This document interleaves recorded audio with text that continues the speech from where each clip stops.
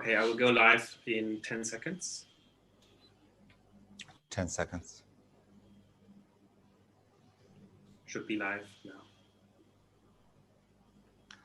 Good afternoon, everyone, and welcome to this webinar, which is presented to you by the Pan-African Private Sector Trade and Investment Committee. We are talking today about what the African private sector wants to see coming out of the World Trade Organization, which we all know is choosing a new director general. Before we begin, I wanted to begin with a few housekeeping issues so that we understand each other and we're able to progress our discussions. Just to let you know that all microphones are going to be muted, except mine, of course, so that you are able to hear me and we hear whoever else is making a presentation. There's also going to be interpretation from English to French and from French to English. And all you need to do if you want to be able to hear one language or the other is you see on your screen, there is a button there and you can just press that button and you go to the right translation that you want. At the same time, I wanted to let you know as well that there will be a Q&A session after our panel discussion, and then there will be a press conference following that. Right. So let me give you the run of the program today as we are going to handle things. Shortly after my remarks, we're going to get welcome remarks coming through from Dr. Pat Utomi. He is going to be presenting these remarks on behalf of the president of the Africa Export-Import Bank, Professor Benedict Orama, who's unfortunately unable to join us. After those opening remarks, Dr. Hippolyte Fofak, Chief Economist and Director of Research and International Cooperation at Afreximbank, will give us the results of a survey that was conducted among some of the biggest CEOs on the African continent, canvassing their views on the kind of leadership and the kind of issues and policies that they would like to see pursued by the World Trade Organization. Following that, we are going to have a panel discussion. That panel discussion is going to include, amongst others, if I may can just very quickly give you the names of our panelists. We have Professor Pat Utomi. He is chairman of the Pan-African Private Sector Trade and Investment Committee, the people who are hosting us today. There will also be Mr. Samuel Dosso Auret, President, African Business Roundtable. We will also have Ms. Daphne Mashilenkosi, Executive Chairperson of Kalahari Manganese, and Mr. Jaswinder Bedi, President, Export Promotion Council. Last but not least, Dr. Amani Asfour, Vice Chairperson of PAFTRAC. So we are gender balanced. We've got voices from all around the African continent representing the private sector, and we are going to be hearing from them. Unless, of course, if you've been living in Iraq, you will know that there are three very prominent Africans who are vying for the role of Director General of the WTO. We wish all of them well. Okay. Let's start, and I'd like right at the outset, if I can ask Professor Utomi to deliver the welcome remarks. Professor Utomi. Well, thank you very much, and I'd like to say a warm welcome to everyone who's joining us. On behalf of Professor Benedict Orama, it is such a great pleasure to be able to deliver these welcome remarks. Very good afternoon to all of you, and welcome to today's learning event organized by the Pan-African Private Sector Trade and Investment Committee in partnership with the African Union Commission, the Africa Business Roundtable, Afro Champions, and the Pan-Africa Chamber of Commerce and Industry, with the support of IC Publications. I am grateful to the Executive Committee of PAFTRAC for inviting me to deliver opening remarks for this event on the important and very timely topic of African private sector and the World Trade Organization. Africa has and continues to play an important but largely undervalued role in the global economy. As a continent with amongst the richest endowments of natural resources and human and social capital, Africa has traditionally contributed and continues to provide resources to the global economy. Although the successful implementation of economic reforms undertaken by African countries has significantly raised the region's trade openness, its overall contribution to global trade has remained very low. In the modern period of global trade marked by the transition from the General Agreement on Tariff and Trade to the World Trade Organization in 1994, Africa has remained marginalized in global trade, with its share of global trade falling to 2.5% in 2019, down from 4.4% in 1970.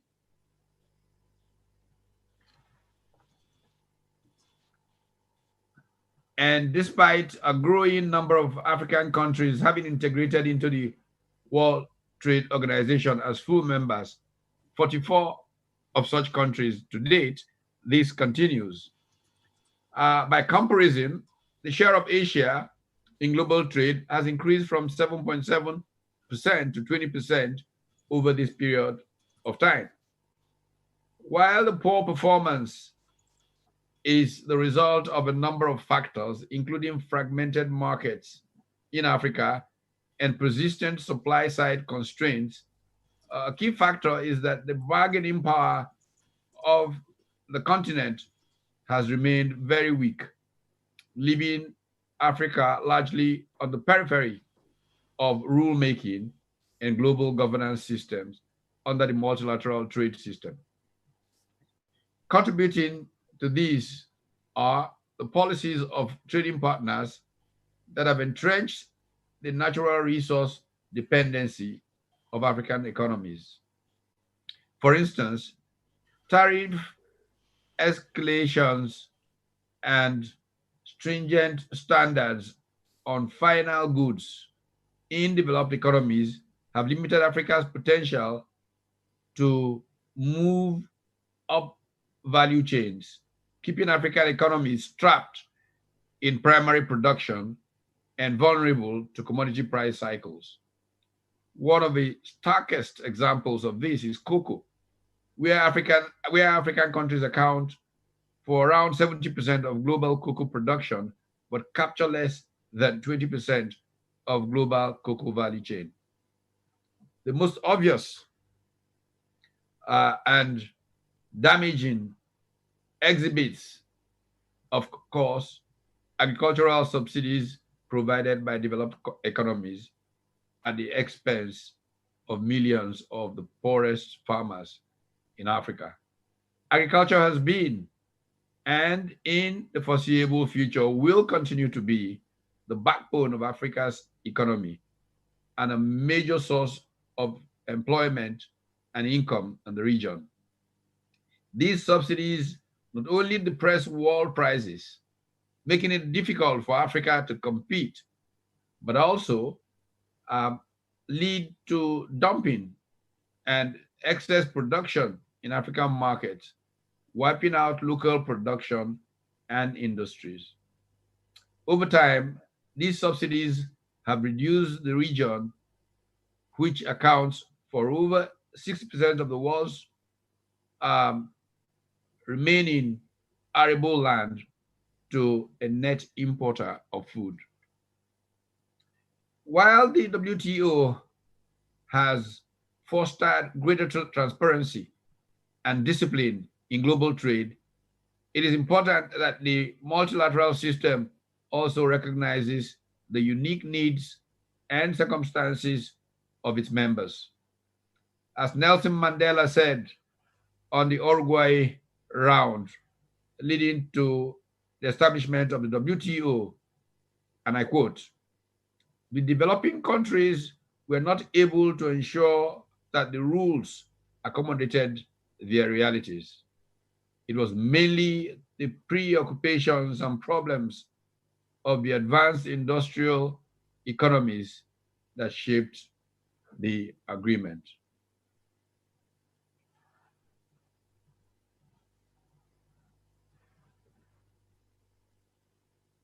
he went on and said that rules applied uniformly are not necessarily fair because of the different circumstances of members.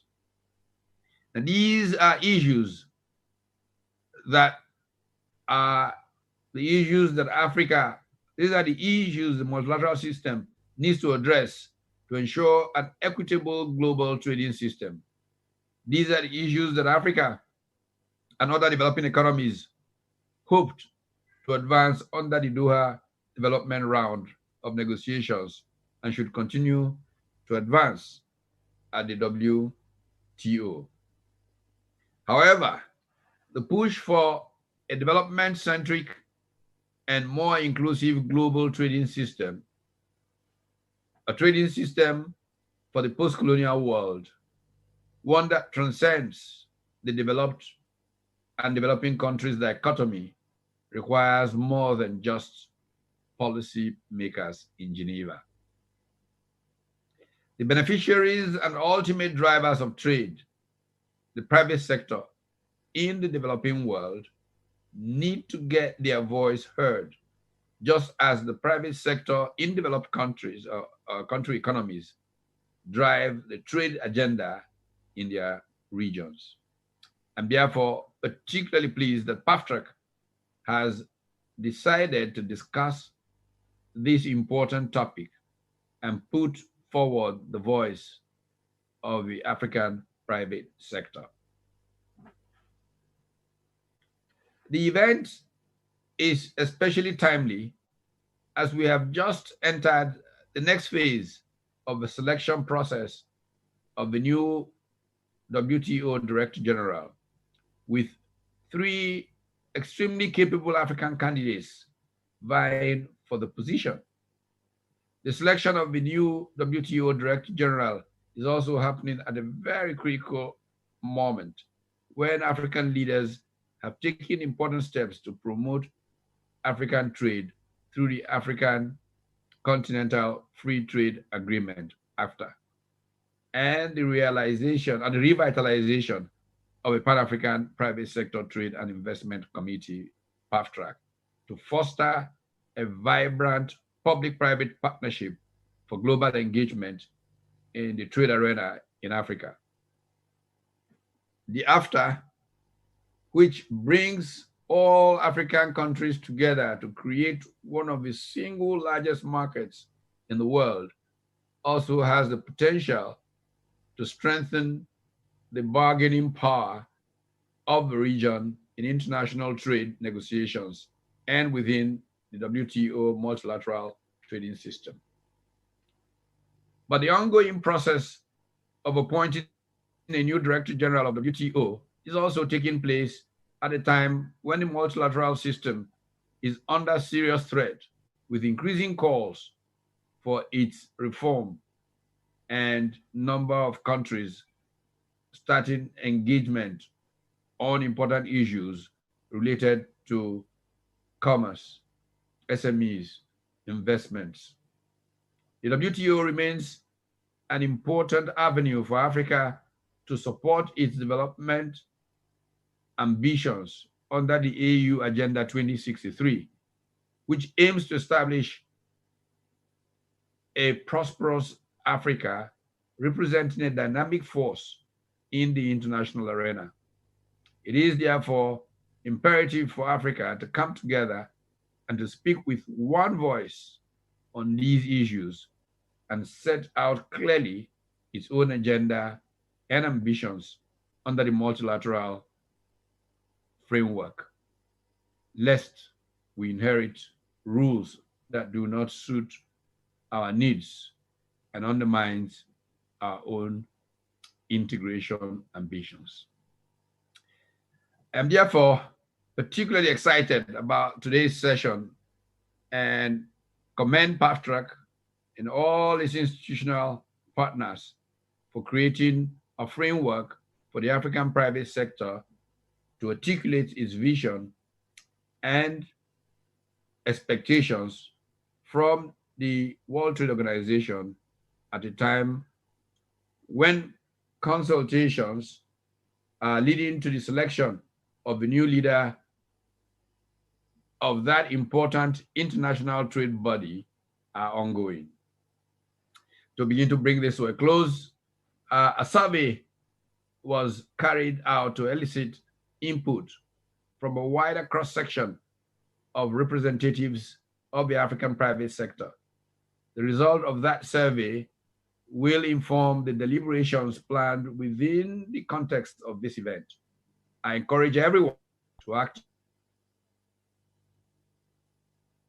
challenge the speakers, most of who are successful businessmen and women leading the transformation of African economies, to produce recommendations that will inform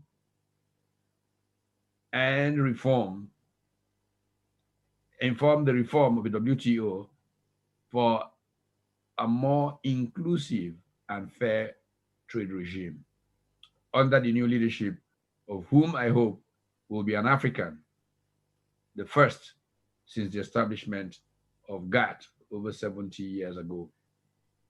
For now, I declare the event open and would like to wish you very fruitful deliberations.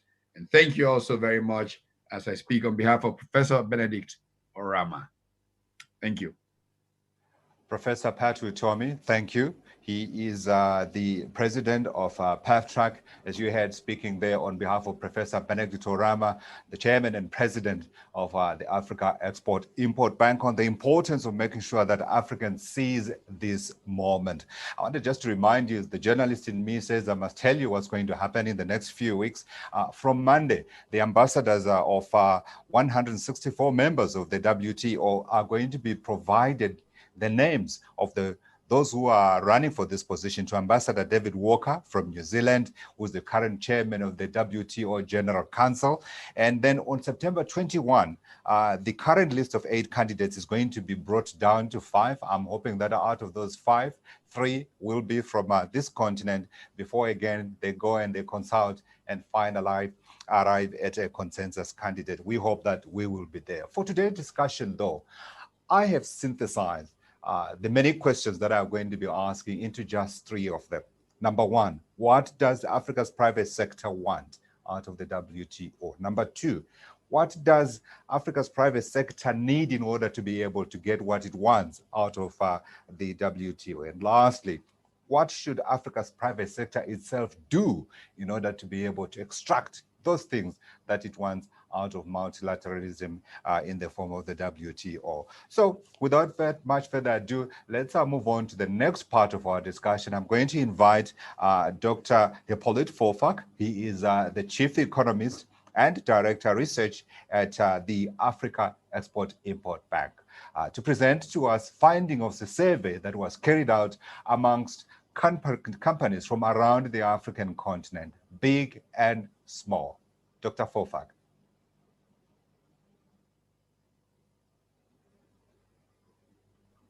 Thank you very much for this opportunity. And I would like to also join my word to really thank PAFTRAC for associating the African Export-Import Bank to what is indeed a very timely event. And it's fair to say that this is actually taking place at a very critical moment. As the world redefine multilateralism and the structure of institutions such as the WTO and the rule that underpin global trade, cooperation and investment, Africa must ensure it has a strong voice in defining the world agenda and structure. The current multilateral systems has been unfair to Africa, as you will see as we go through the survey result. And just to give you a sense of magnitude of unfairness, in Africa, which is home to about 17%, 1/7 of the world populations, yet account for less than 3% of world trade. What an imbalance. And that is the figure as of today.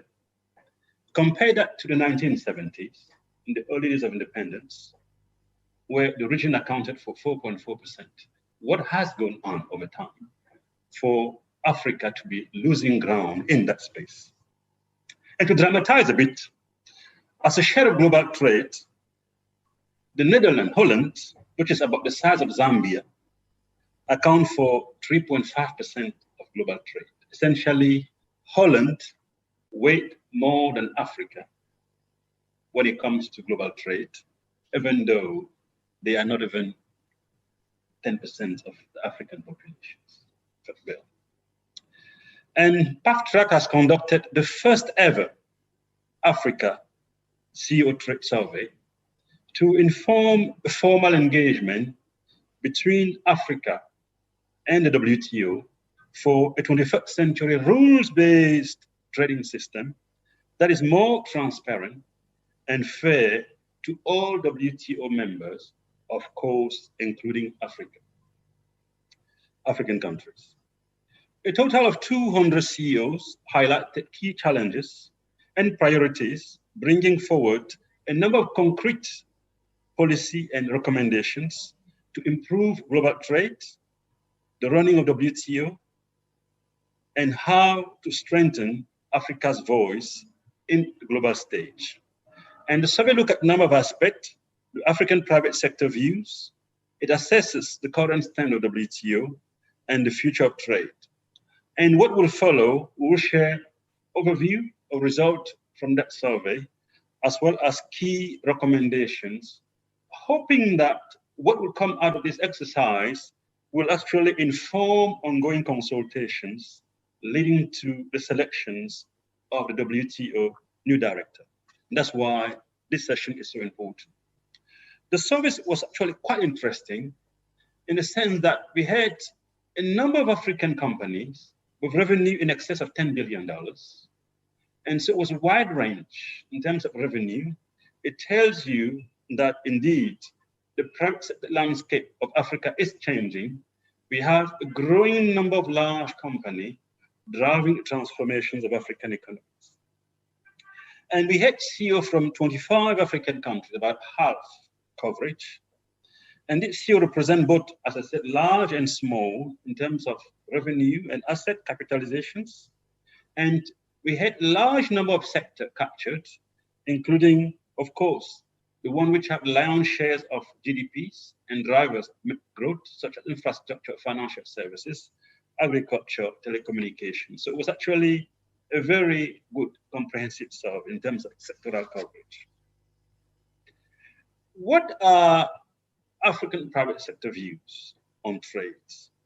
And you'll be surprised to know that over 50% of CEOs believe that global trade will actually increase even more in the coming months. So African private sector is actually very upbeat about global trade, despite the current trade war between China and the US, which has morphed into tech war, as you see between Huawei and TikTok, and quickly moving into really what we call the Cold War 2.0. Over 70% of CEO believe intra-African trade will increase even more over the next 12%.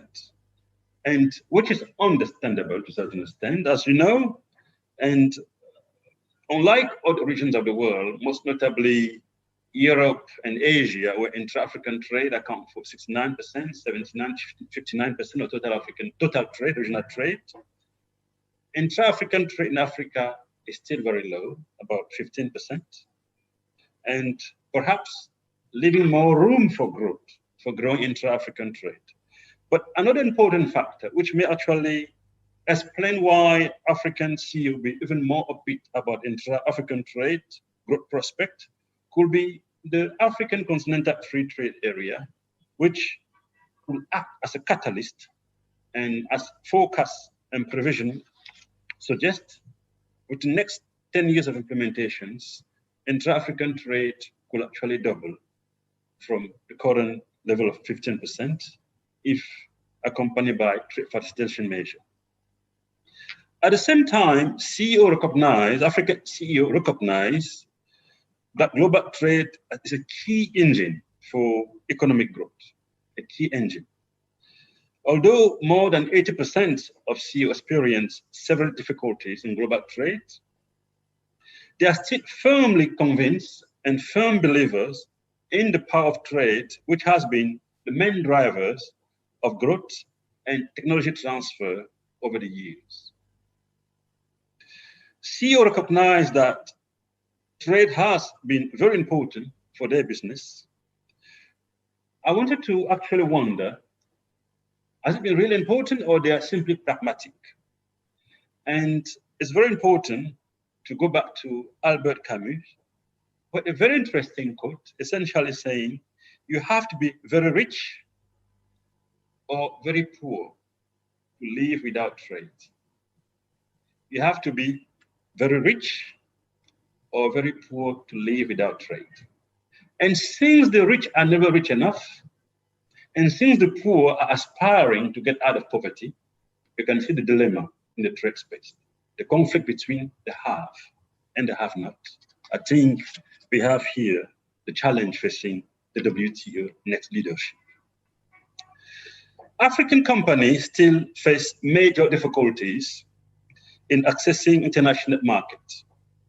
You could see that in their trade, and the survey was quite clear on that. More than 75% of African entrepreneurs have experienced difficulties in trading, and the top major constraint highlighted by these leaders, corporate leaders, are tariff and non-tariff barriers, access to capital and foreign exchange. As you all know, and the pandemic, COVID-19 has actually magnified that. And the moment the pandemic outbreak struck, the first thing was liquidity constraints and capital outflows, sudden stops. And so it's a major issue within the continent, the foreign exchange. Transport and logistics, the transparency and regulations, WTO, trade information gaps, asymmetry of subsidies. I think the issue of subsidies came out very strongly in the surveys. And if you go back to maybe a decade or 15 years ago, when there was heated debate about WTO future, and Professor Joseph Stiglitz said something very fundamental, that the European Union is they are spending more on their cattle than what an Indian farmer is consuming a day. And essentially, institutions such as the World Bank, which are so concerned about reducing poverty, if they are really committed to that, maybe the subsidies should be the way to reducing poverty in the developing world. And African CEO also expressed concern the asymmetry of state subsidies, where European, American can provide subsidies and not African countries, which have, in essence, limited fiscal space. And they do not really believe that the current WTO resolution mechanism actually is accessible to all, let alone to African countries. And the African private sector, in large part, knows and understands the role of the WTO in global trade, which is very good. And we are hoping that this event will actually further connect African CEOs and leaders of corporate world to what is happening in the world, in the global trade arena, so that they can actually take even more advantage of opportunities offered in that particular space. Only 4% of leader surveys think the WTO is extremely effective and fulfilling its mandate, which is not quite encouraging, only 4%. Essentially, if we tend the binary thing, about 96% think that more could be done to improve effectiveness within the WTO. The current global trade system is not very fair to Africa. This is another major outcome of the survey and the first ever carry out to connect African CEO to the world trade agenda. And African private sector in large part believe that the current system of global trade as governed by WTO does not work towards Africa's benefit. One third of all CEOs say the current system, rule-based system, hampers their business and growth prospect. and less than 20% thought the current system was fair. As you can see, imagine the next WTO Director General will have a lot of work to do in bridging that confidence gap. It is huge.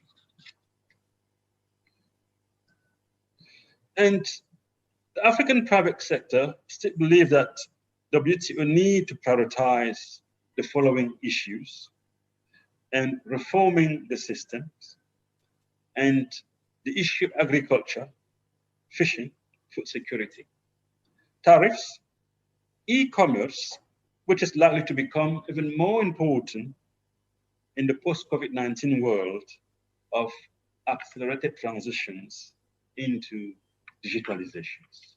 We are delivering this important event connected via the different continents in the world.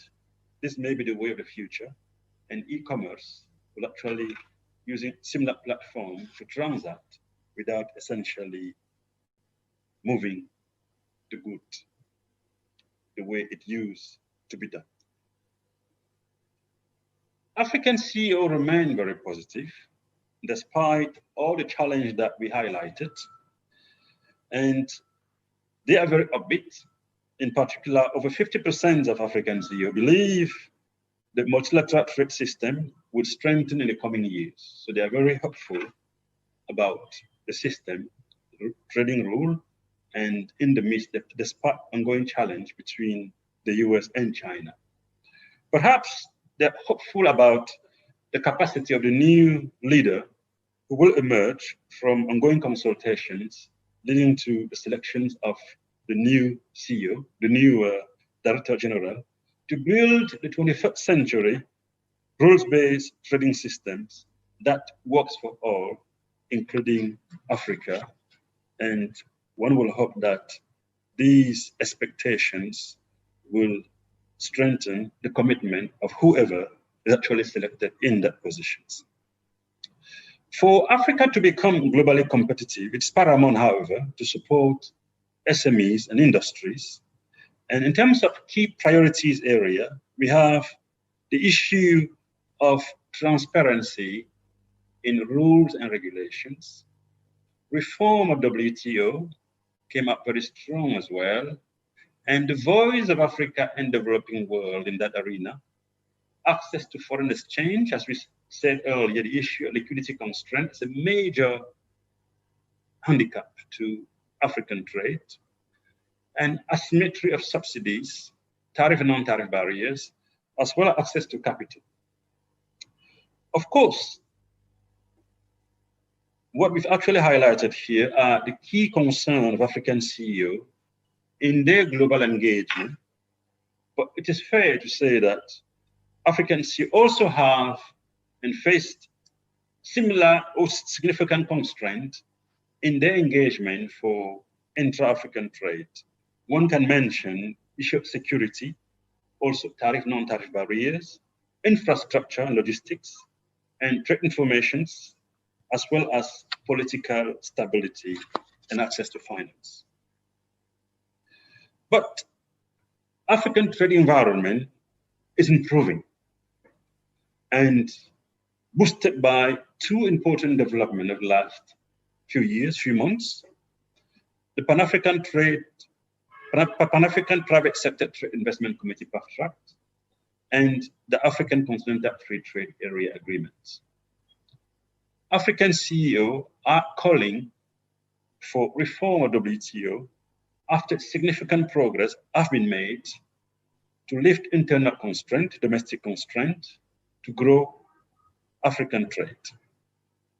The AFCFTA, which create conditions for scale, and it's set to enhance competitiveness and productivities, will no doubt accelerate the transformation of African economies and their integration into the global economies, and prospect for intra-African trade increasing, doubling as significance. And since a come of industrializations will also address the supply side constraint, which have locked the region into manufacturing, as Professor Pat Utomi provided in his opening remark. The AFCFTA also has mechanisms to monitor eliminations of non-tariff barriers, and also as a strong incentive for promoting the trade facilitation agenda, which will actually complement the tariff eliminations.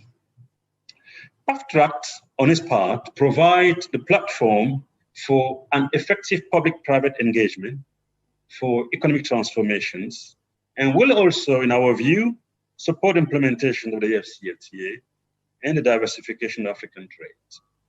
And drawing on the fact that it's also a platform for public-private engagement, for public-private partnership for Africa effective engagement, including trade negotiations, it also has a potential to enhance integration of the African private sector into the global arena and raising their voice in that space. The whole idea being that from now on, it will be important when African leaders engage in trade negotiation to make sure that it's within the public-private partnership arrangement where the views of the African private sector are taken into account in any commitment made by a sovereign state. Membership of PAFTRACT is open to representative African business organizations with a continental footprint, regional and sub-regional business associations, chambers of commerce industries, and financial institutions, and more. The AFCFTA and PAFTRACT are timely and complement each other. The WTO leadership has an easy dilemma to solve, going back to Albert Camus. You have to be very rich or very poor to live without trade. The rich are never rich enough, and the poor have noble aspirations. They also want to be less poor. They also want that little share of global prosperity. And the good thing is that increasingly, they are no longer asking for aid, but they're asking for fair trade, which is not very bad. So they want to compete on level playing fields.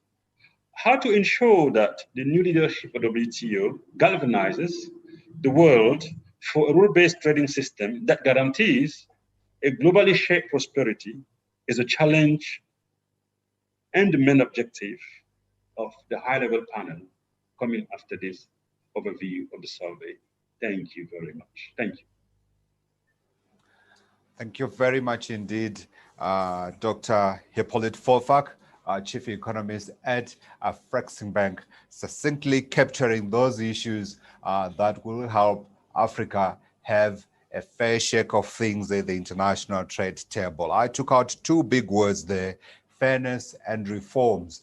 Those are not very difficult things to provide, and they are not unfair things as well to get. Thank you very much for that presentation, Dr. Folfak. We now move on to the next stage of our program today, which is the panel discussion on this race for the WTO Director Generalship, as well as the issues that African companies want to see tackled in order for them to be able to be bigger and better participants on the international stage. Let me introduce that panel. Professor Pat Utomi, you don't need an introduction. He's the chairman of PAFTRACT, and they are our hosts in terms of convening this discussion. We also have Mr. Samuel Dosu Auret, President, African Business Roundtable, who's joining us for this discussion. From the southern tip of the continent, Ms. Daphne Mashile Nkosi, Executive Chairperson of Kalahari Manganese. From the east of the continent, Mr. Jaswinda Bedi, President, Export Promotion Council of Kenya. And last but not least, Dr. Amani Asfour, Vice President of PAFTRACT. Thank you, ladies and gentlemen, for joining the discussion. I believe the issues have been laid out. What remains are for us to discuss the issues and the key things that ought to be done for us to be able to realize our dreams. Can I start with you, Professor Utomi? I want to know if, at the moment, within the African continent, we have platforms that enable us, private sector players and policymakers, to present a unified African view for us to have a fair hearing and a fair shake in staking our claim on world trade. Professor Utomi.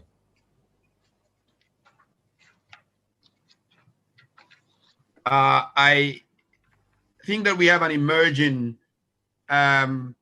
set of platforms that make it easier for the African private sector, particularly, to be able to engage. But it goes way back, in my view, to Nairobi. In 1985, the Aga Khan Foundation hosted a conference in Nairobi, which was on a tripartite approach to development in Africa. But this was supposed to bring together the public sector, the private sector, and the social enterprise sector, which in those days were generally referred to as the PDAs, private development agencies. And the partnerships that were forged in Nairobi in 1985 started a process.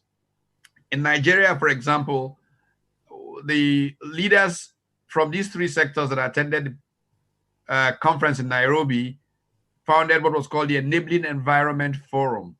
That Enabling Environment Forum metamorphosed into what is now called the Nigerian Economic Summit Group. And effort has been made consistently through the years to enhance the ability of the private sector and the public sector to work together. But we're far, far, far from where we should be, but we are climbing. That is what is really important about this path being traveled. In more recent times, a number of developments, PathTrack being a classic one, has moved this forward. Back in those days, and I look at the interesting connects with my person in this process, the AFDB, the African Development Bank, tried to push the envelope on that subject. At the time, Babakan Diaye, who was president of the African Development Bank, set in motion what became the Africa Business Roundtable. Monsieur Dessous is with us in this meeting. I remember personally hand-carrying letters from Mr. Njai to the first Nigerians who became part of the Africa Business Roundtable from my visit to him in Abidjan in 1987 or thereabouts. And the AU itself, or the African, what used to be Organization of African Unity, focused more on the political, metamorphosed into the African Union, focusing more on development and prosperity on the continent. And this emphasis in the AU has led to PathTrack, with the Afreximbank playing a leader role, emerging to collate African voices. It's interesting because one of the great gurus of personal effectiveness, Stephen R. Covey, who wrote the 7 Habits, forgot one habit and eventually wrote the book before he passed away, titled The 8th Habit. And his thesis was that the most important habit of the 21st century will be helping people find their voice. PathTrack has come to help the private sector in Africa find its voice, find a place at the table.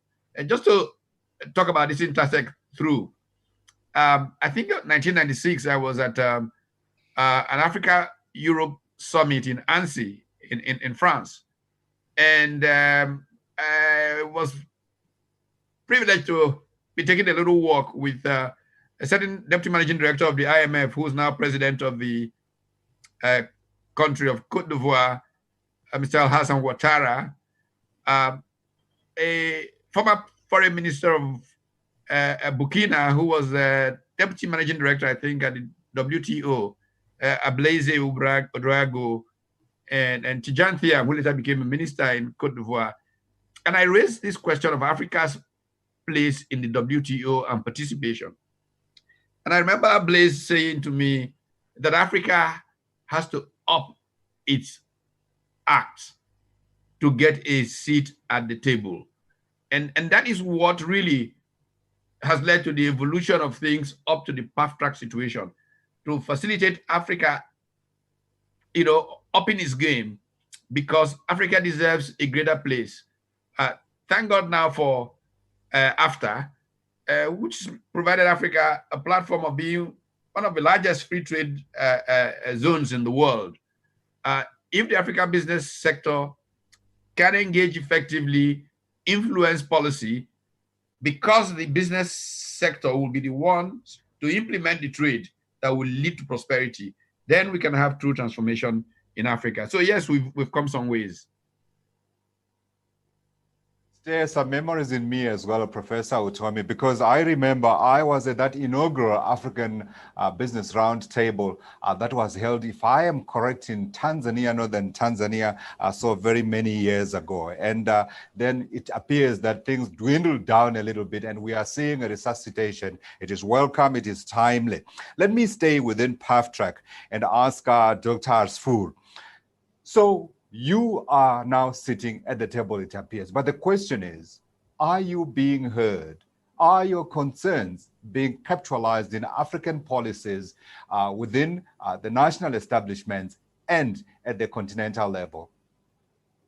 Thank you very much for this important question, because as the voice of private sector from Africa, as the voice of the women entrepreneurs, the small medium enterprises, the private sector within the continent, it is very important to highlight what you have just said regarding the policies that we need. What do we need from the WTO? What do we need from the Director General of WTO? And of course, all of us would really advocate to have an African DG, because since its establishment, we didn't have an African Director General. As private sector, we need the WTO to be very relevant to our private sector, very relevant to the daily life of our African private sector, the small and medium enterprises, the women entrepreneurs, the cross-border women traders, the youth who want to start their companies, the women in the agriculture and agribusiness in the rural and remote areas of Africa. So how is WTO going to be very relevant to our needs as a private sector? How is the honest brokerage or the negotiation within the governments be on equal basis with developing and developed countries on equal basis? How can the new Director General be with a political vision, but have a technical knowledge and be a gender champion? Because this is one thing that we are all advocating for. How can this happen, and what is the kind of leadership we need for the WTO Director General? This leadership, how can it really focus on the private business engagement, the private sector engagement, to cater for the needs of us to have a competitive products? We know now that with the Africa Continental Free Trade Area, it will be the biggest ever free trade area in the whole world with more than 1 billion people. How can this trade area manage to be competitive, has standard products that is really, we export our products to be competitive to the whole world, not as raw materials, but as value-added materials. We know all that we have all the raw materials in Africa.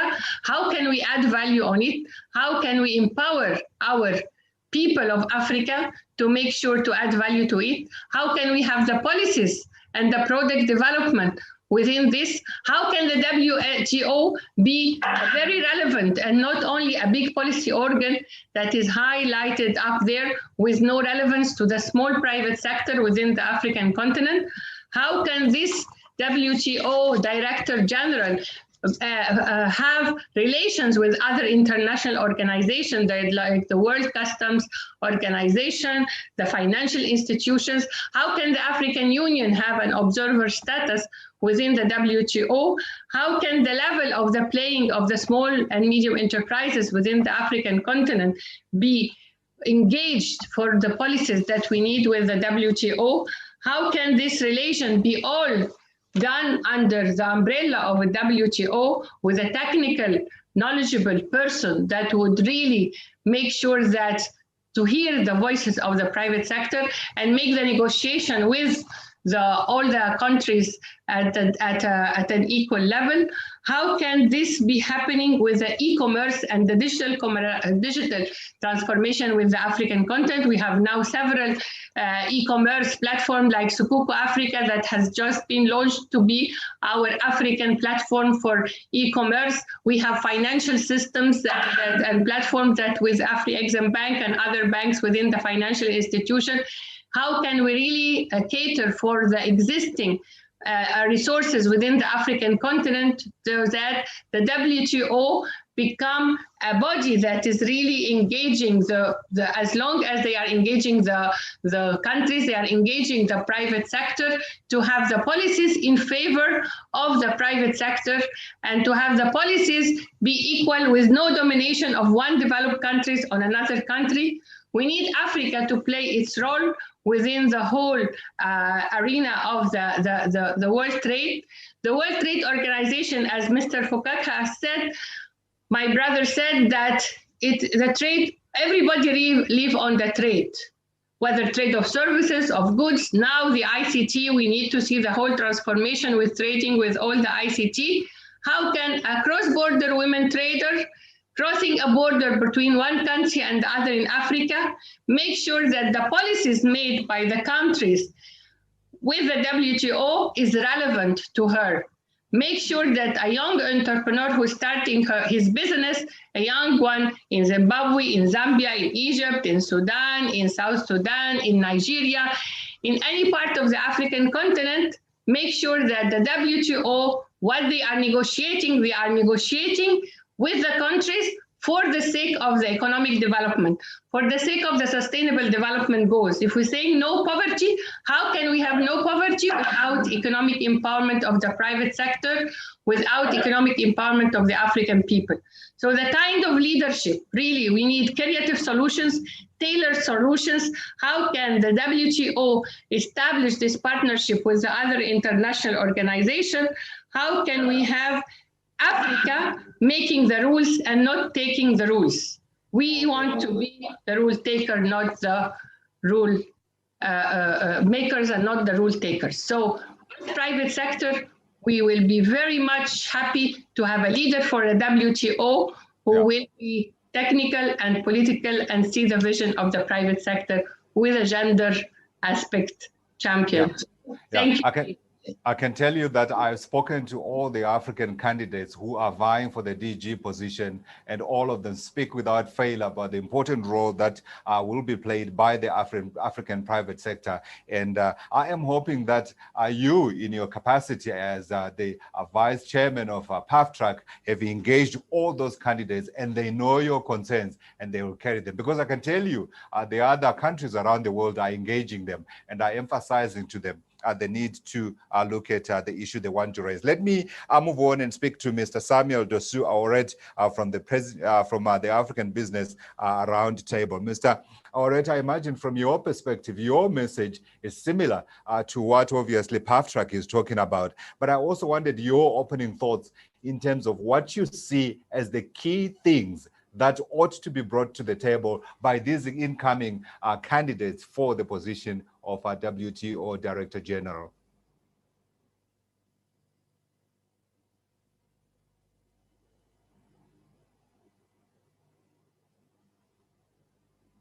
Mr. Dosu? I'm hoping that we will be able to connect it, Mr. Dosu, so that he gives the viewpoint of the African Business Roundtable. In the meantime, let me bring in from the east of the continent, Mr. Jaswinda Bedi, President, Export Promotion Council, Kenya. And it's a similar question to you, Mr. Bedi, as well. Your opening thoughts in terms of those key for you things that ought to be looked at right at the beginning as we try to make sure that we are at the center of the next multilateral discussions around the WTO.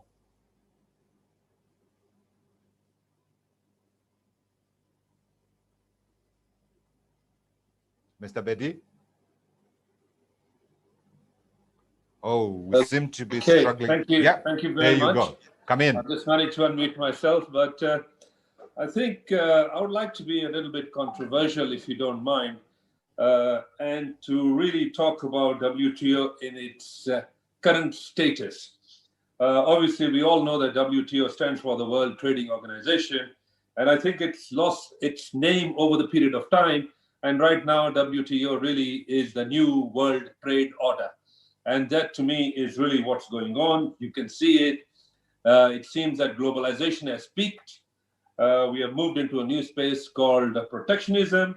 And from protectionism, we're moving into another new space called localization and nationalization, populism. And that's what we are noticing all over the world. We have seen that the DDA, the Doha Development Agenda, was not concluded since 2004. And a multilateral trading system, which is rule-based trading system, is moving away from multilateralism to bilateralism. And we can see that with the United States. We can see them renegotiating NAFTA. We see how the US is looking at TPP and how they shut that down. And we are seeing a new Cold War between China and the US. And yes, we are 2.5%. My colleagues talked about world trade today. Our population is 17%. And for us, with a 2.5% trade of the global pie, what impact are we going to really make, whether we take the leadership of or the mantle of WTO, purely because it seems that everything is working against us? Yes, it's great and it's fantastic that we've got the Continental Free Trade Agreement, and yes, that there is a rule-based trading system, which is important. But I think a lot has changed. The goalpost and the landscape has changed. And COVID has brought in a new reality in all the countries of the world, and everybody is moving into a protectionist phase. And we are re-seeing what we saw in the 70s with a new Cold War. And yes, this Cold War may be fought on the service space as opposed to be on the goods space, because you trade goods and services. And yes, we can see what happened with Huawei and TikTok. I think somebody talked about it. And the e-commerce war that's going on 5G. So really speaking, I just want to bring a different viewpoint, that the special and differential treatment that WTO offers, the TRIPS agreement, trade-related intellectual property rights and all that is being questioned. And the truth of the matter is, are we just singing that song because we've been singing it for the last 30 years or so? Or is it a new dispensation and we should look at life differently, and we should smell the roses and actually be saying what is really happening in our neighborhoods and in our manufacturing fraternity and on the continent at large? So I really want to be a little bit provocative, because it's nice to say good to have, but is it really good? If Doha is not concluded for 16 years, what guarantee do we have it's going to be concluded in the next 16 years? So it is a serious question that we need to ask ourselves. Is WTO still relevant, the World Trading Organization? Because what I know has actually happened, it's become a new World Trade Order. And that's really, and WTO is currently only being used for dispute mechanism or dispute resolution. And that's the only purpose. And if that is the only purpose, maybe we need a new organization, the World Dispute Resolution Organization or something like that. But I really would like to challenge all of us. Everybody's got his own views, that really speaking, what is the new reality and what is the new World Trade Order? I thank you very much, Chairman. Interesting that you put it that way. I had it here as multilateralism is under attack. And I was citing what we are seeing in the markets, what President Donald Trump has been talking about, the decoupling he is proposing between the US and China. In other words, reducing the US trading with China, and the attendant consequences, including development of parallel technological parts and everything else that comes with it. And then you can also talk about Brexit, and you can also talk about the other nationalistic rhetoric that we've been hearing from other economies. How do we then fashion the WTO in our needs? Let me see if I can bring in Mr. Dosu Oret again. Are you there, Mr. Oret? I really would like to get your viewpoint just in terms of what we need to do to make sure that we are the conversation, not part of the conversation. I'm sorry, Mr. Moderator, I have a technical problem here. I hope you hear me. I can hear you. Yes, loud and clear. Okay. What I want to underline really is we have to be all together, as everybody mentioned, since the inception of this webinar. We have to know that each developed country is fighting for its own objective. And as African women and men, we have to think together as one. And as such, the first thing we have to say, what is the objective of the continent? What is the first need of the continent? For me, the first need, if we have to eat normally, self-sufficient, to eat, to have our problem of wealth properly solved, and we have enough land, fertile land, enough manpower and woman power to develop it. Going with this goal, we can explain how we want to reach it to any institution.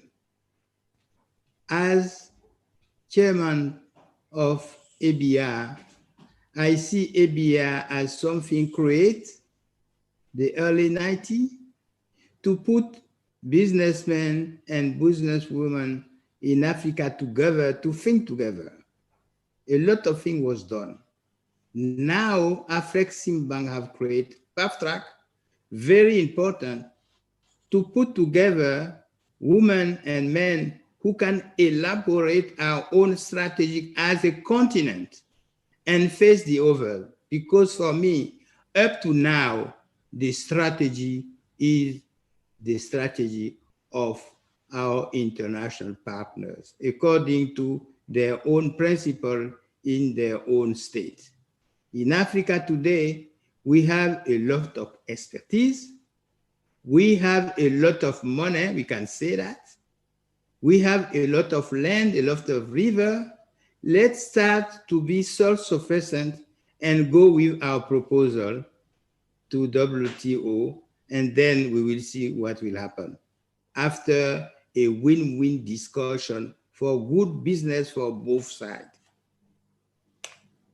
So I keep hearing this reference to the need for Africa to speak with one voice and make a difference. Let's go to the ground and talk to a woman who has built this company almost single-handedly up from the ground. I want to introduce to our discussion Daphne Mashilenkosi, Executive Chairperson, Kalahari Manganese. Ms. Mashilenkosi, when you were building up Kalahari Manganese, how many times did you refer to the WTO? As a businesswoman in your daily life, do you talk about the WTO and the difference it makes in your life? Is it relevant to you? Yes and no.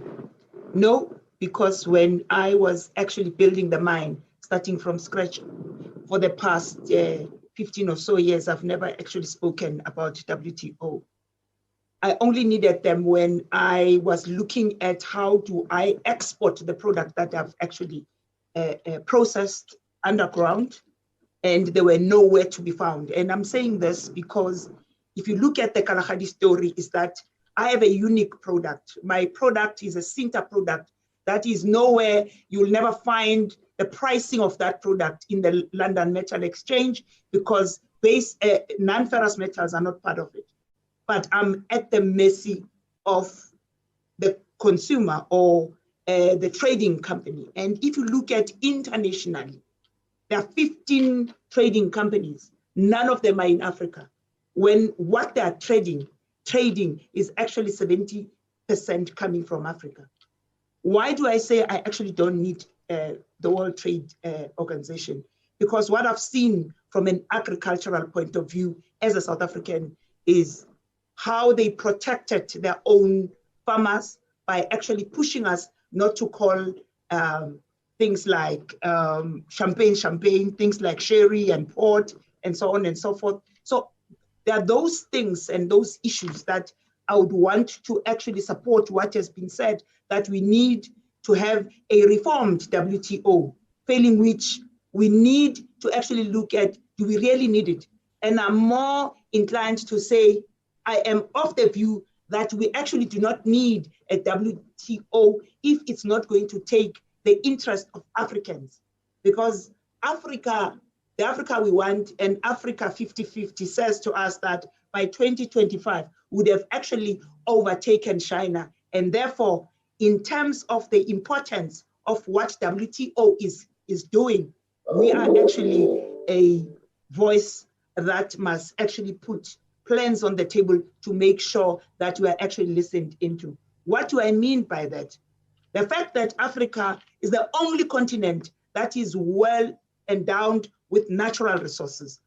What I mean by that, I'm looking at oil and gas, but I'm also looking at minerals.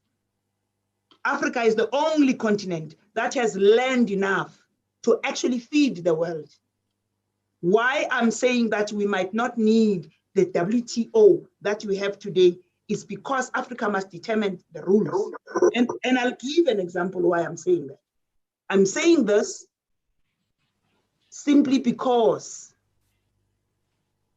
the Cinda product, even if I were to look for people that need to work with me, I'm unable to actually get those people.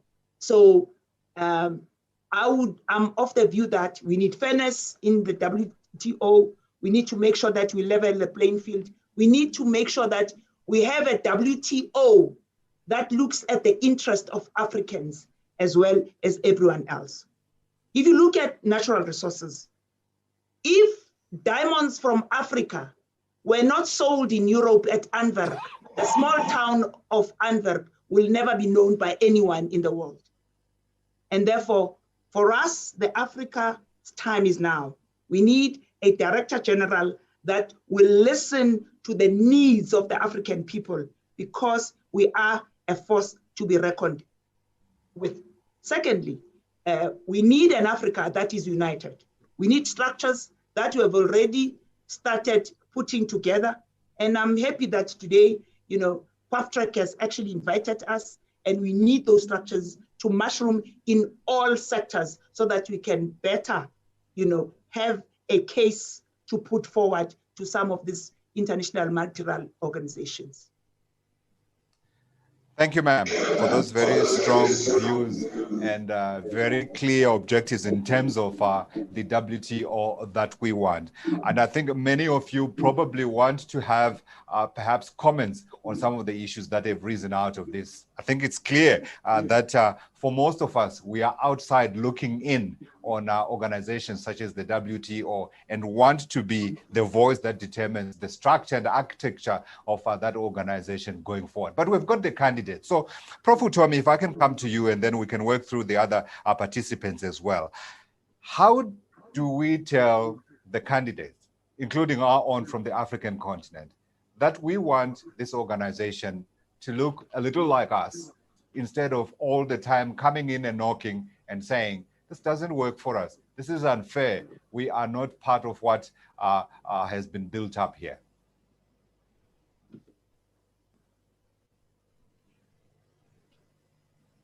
Professor Utomi, maybe just unmute yourself. Okay, yeah, okay. I'm unmuted, but you were breaking up a little. Can you come again just quickly? Okay, I wanted your thoughts for any of the points that were raised by the previous panel speakers. Oh, yeah. And then I also wanted to know what message you would send to the people who are vying for the leadership of the WTO. Okay, well, let me start from the people who are vying. First of all, this conversation is, yes, in a matter of speaking, it's about fairness, but it's much more than fairness. It's about speaking truth, because the whole thing of international trade is that the comparative advantage that parts of the world bring to the table makes for everybody's greater prosperity. If you have a certain strength and you bring it to the table and you process things much better, it's cheaper for somebody who's consuming it where that person does not have the factor endowments to be as competitive in producing that thing. So that if we look at an Africa, which, for example, has a youth bulge where 60% of the population is under the age of 25, we have a ready workshop for the world where the factor endowments facilitate, locating production in those areas. It will be cheaper for the entire world to produce those things in Africa. So this is speaking honest economics to one another. Now, the second part of this, which is really, really very important, is that the African peoples who can engage more in trade with one another, but who have been prevented from doing this by colonial experience, realizing that their poverty is perpetuated by these, can change things by aggregating more across borders and being able to compete as a result of that. And if we can make those kinds of progress, then it would be unconscionable for the international system to, as it were, try to keep Africa out, because this is what has happened to Africa. Capital has been, denied Africa more to global trade. I think the international trading community is a greater loser. If we look at the history, what has happened really is that everybody realizes that trade will help them get ahead. When a phase of globalization takes place and people begin to profit from the benefits of trade, a few people begin to try to protect those gains. That's what we're seeing today in the United States of America and elsewhere. And beggar thy neighbor policies eventually create frustrations that lead to, well, war, quite frankly. Dr. Fofak mentioned Joseph Stiglitz's comments in his presentation.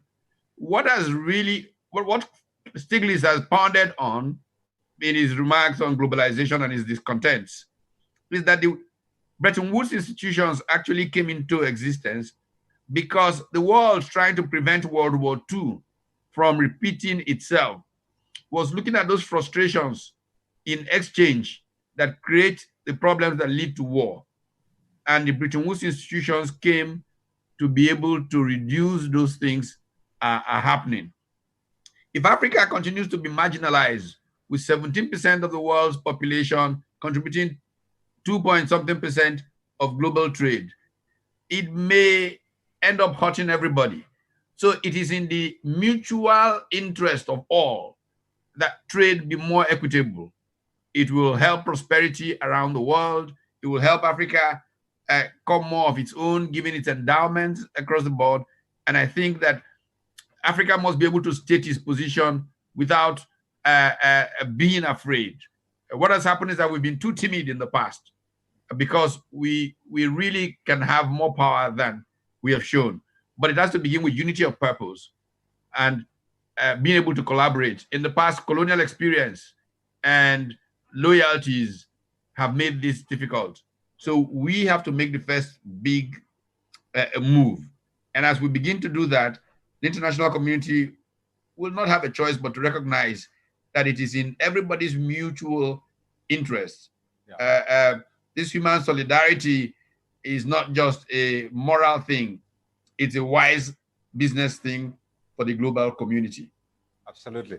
I want us to crystallize what our priorities are as the private sector in Africa. And I also want to encourage you guys, ladies, to come in if you want to buttress either a particular point, or you want to bring in a point that is similar to what we are discussing. So I wanted to fixate our attention on the issue of the African priorities from a private sector perspective. Can I ask you, Dr. Asfour, to come in here and give us what you think are the really non-negotiables from an African perspective before we tackle the very complex issue of colonial alliances and their influences on national policies in Africa and how they prevent us from speaking with one voice as Africa. Dr. Asfour. Thank you. Well, for me, it is non-negotiable to have the African private sector involved, the small and medium enterprises heard voices, the youth and the women entrepreneurs within the continent, how our countries as African countries being on equal foot with any other developed countries in the negotiations, how can we as African countries really have a fair and justice trade negotiation and trade agreements with reference to exporting our values, because my sister has said, really, we have all the minerals across the whole continent, but how are we going really to export our value added, our our industrialized, going with our Africa 2060 development agenda for a prosperous Africa and integrated Africa, driven by the citizens of Africa. And we are the citizens of Africa, the private sector of Africa, the SMEs of Africa, all of us as the people of Africa. How can we have the WTO really manage to see how we manage our resources and not export it as raw materials? How do we, and I always challenge some of my African leaders when they say we want Africa to be not hunger, no poverty, no disease. No. We want Africa not to be illiterate, but well educated, not to be free from hunger, but well nourished, not to be free from disease, but very healthy. And that's how the prosperity of Africa will be. The non-negotiable issues is really how the WTO is a body that will cater for all of us as African people, that will cater for the engagement of the African private sector. PAFTRAC is there for that. PAFTRAC is about trade facilitation, it's about trade financing, it's about the private sector. All of us, with all the private sector entities across the continent, we are the one who implement the policies. The policies as done by the government, but we as private sector are the one who are end user for it. We are the one who implement these policies. We have to be engaged. Our requests have to be there. So that's why whoever comes as a GCA from we hope from the African continent should make sure that to be an honest broker with reference to the negotiation on the tables, no country can really overlap on another country. The trade negotiations should be justice and honest and have an impact on the daily life of our African people. Absolutely. Mr. Dosu? Yes. Oui? I wanted your minimum, sir, for what you'd consider a relevant WTO. Mon minimum, c'est l'autonomie alimentaire et médicinale en Afrique. Et je le répète, nous avons assez par une agriculture orientée sur l'Afrique, sur nos propres besoins. Nous avons assez de plantes et de traditions axées vers notre médecine. Donc, mon objectif premier, c'est de permettre au niveau de l'ABR et de PAFTRAC de nous préparer tant au niveau des relations avec nos partenaires internationaux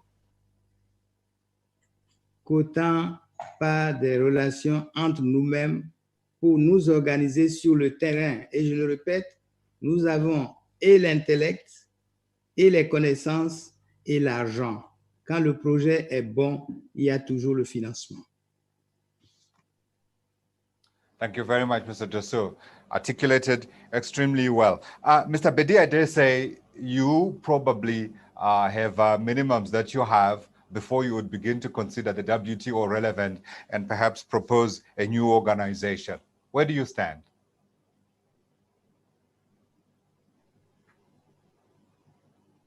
Mr. Bedi, I'm hoping you have remembered to unmute yourself. Yeah, thank you. Thank you. No, I think it's important to have a level playing field, and it's important that we have a rule-based trading system. My earlier submission was, is it really relevant and is it really rule-based, or is it skewed to one or the bigger trading partners? We've seen from the accession of China in 1995 and when they joined the WTO in 2005, we've seen the enhancement of trade and how much of the world trade have they captured. And in every sector, they have seen phenomenal growth. And yes, I would like to see the same to happen for Africa. And yes, we are all part of the WTO. Yes, I know Ethiopia is not yet part of the WTO, and hopefully they can join. But we need to have equal slice of pie. We also need at least 17% of the pie considering our population, if not more. And we've got, like my sister said, that we've got raw material in Africa. We're selling it in raw form. We don't get any value. We hardly capture the real value. You know, we mine out of the continent, and value is created outside by those multinational trading organizations. So if you look at every value chain in the continent, If you look at, for example, coffee, right?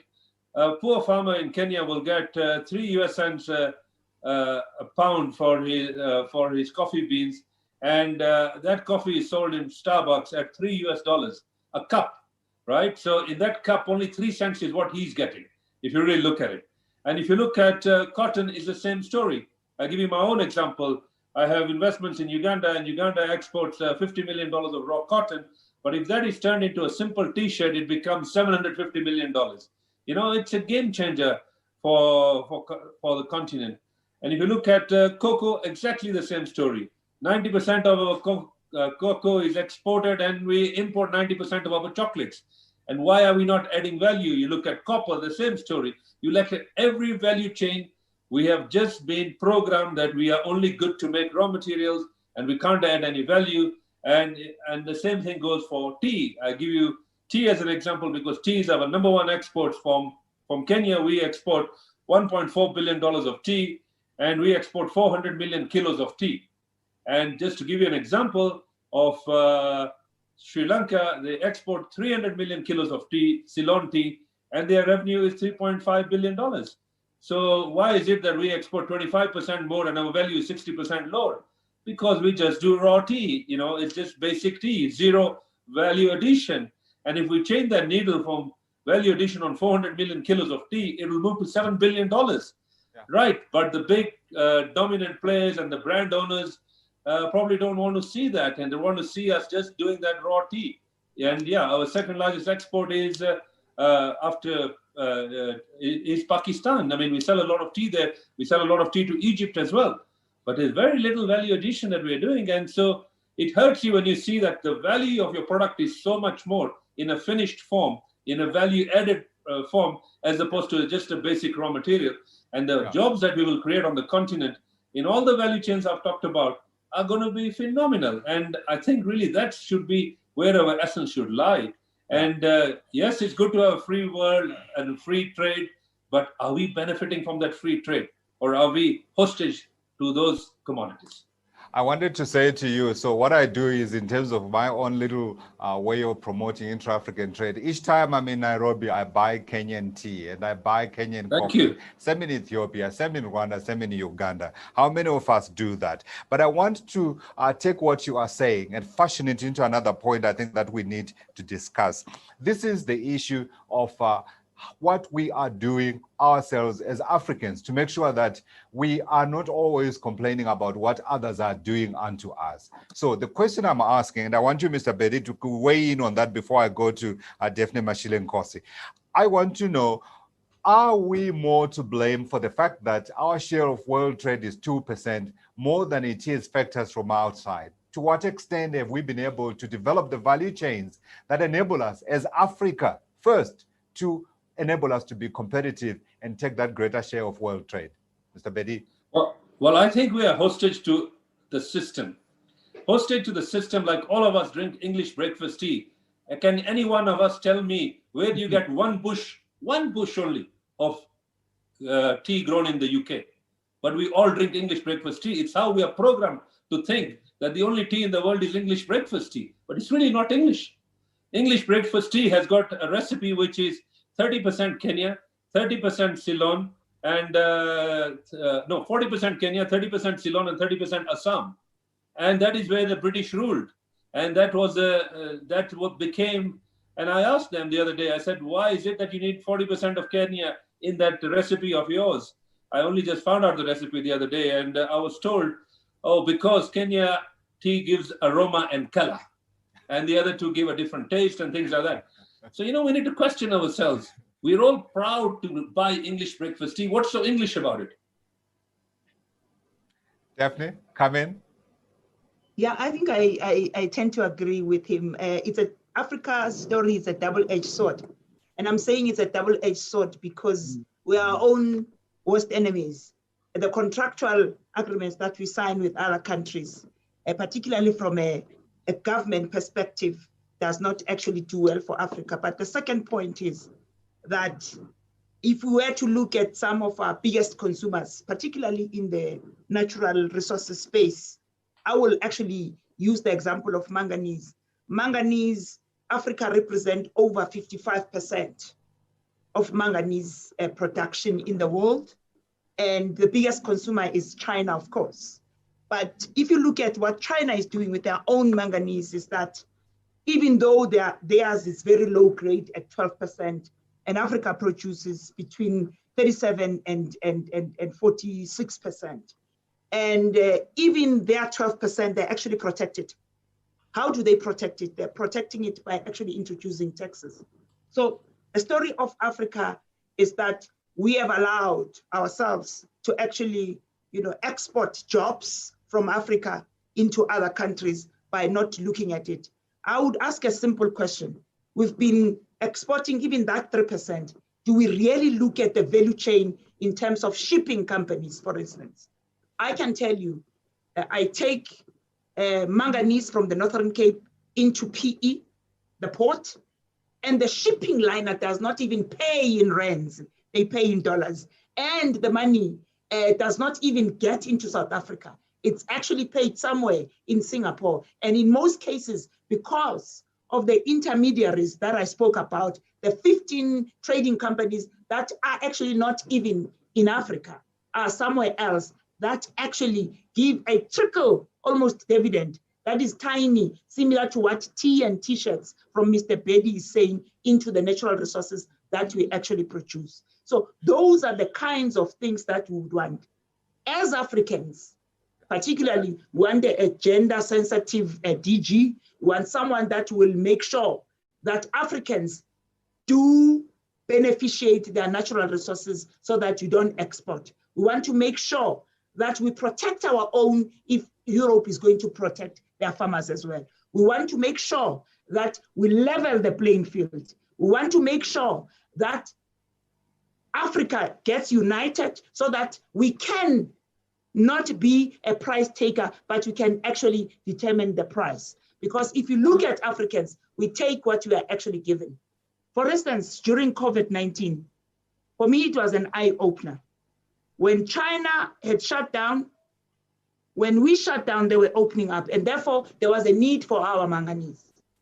But it was only, the price just went up for 3 weeks, they stockpiled, and they actually, amongst themselves, decide that we are now putting the price down because the price had appreciated so much. So those are some of the methods, and organizations like PepTrack, the trade agreements that we are actually signing, like the African Union, to make sure that as Africa, we can speak in one voice, but also make sure that people listen to us, because we are a different Africa now. As Afreximbank did say, that we do have the money, we do have technical expertise, we do have the industries that are there. We just need to make sure that we fight for a place on the table of WTO. Taking up from what Mr. Bedi says about a WTO that need to reform to meet the needs of an Africa that is growing. We are the only continent that is growing by leaps and bounds. Europe, with all its challenging, aging infrastructure, aging economy, they need infrastructure. And therefore, in terms of the growth of Europe or the infrastructure development of Europe and other parts of the world, the natural resources that they require are in Africa. And therefore, we need to have a plan for Africa as Africans. Professor Otomi, is this what is on your agenda as the new organization that is representing businesses in Africa as PepTrack? I asked the question because at the beginning, we spoke about the need to build the platforms that will enable us to be relevant. So while we keep an eye on what is happening at the WTO and the need to get one of our own there, how do we make sure that our own house here is in order and we've built the platforms that will then enable us to take advantage of this organization that we want to build in the image of our own needs?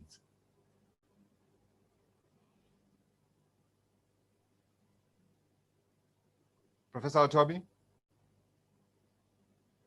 I am hoping we haven't lost him. I'm certainly hoping we haven't lost him. If he's unable to join, can I ask Dr. Asfour if you can come in? Really specifically, I'm asking about the issue of whether we have fixed our own structures here within the African continent that enable the private sector to be able to make the goods that enable us to be competitive, even as we watch what is going on with the WTO and we want one of the Africans to get there. Dr. Asfour, can you hear me?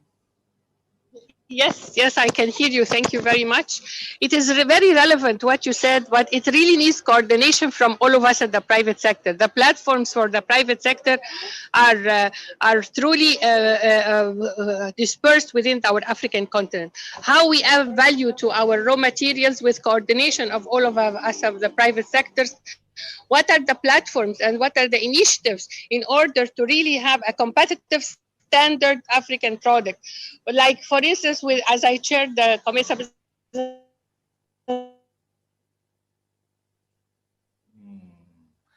This is the infrastructure that we need to build, infrastructure that enable us to be able to communicate. Because if we are unable to communicate amongst ourselves and therefore talk about the business opportunity that is around the continent, how do we then are able to build a position that says this is about ensuring that Africa is not left out of the side? So we're struggling a little bit with our communications there. Let's hope we'll be able to get all of them up. I want to encourage the other participants to come in if anyone is able. Moderator. Enough bandwidth. There we go.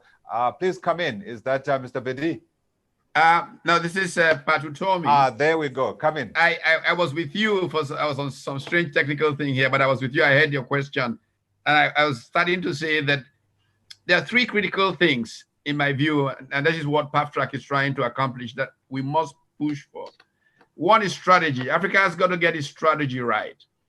And in my view, one of the things Africa must do is look at how it will dominate certain value chains where it has latent comparative advantage. The kind of industrial policy which WTO must support to help add value in Africa on many of the commodities, especially if you can aggregate across borders, cross-border traders to expand. After has to play that role. And take cocoa, for example. I mean, if you could bring cocoa producing Cote d'Ivoire and Ghana together and process and add value there, you would be able to dominate that value chain, create a lot more jobs in Africa, increase Africa's share of world trade. But to do that, we need capital.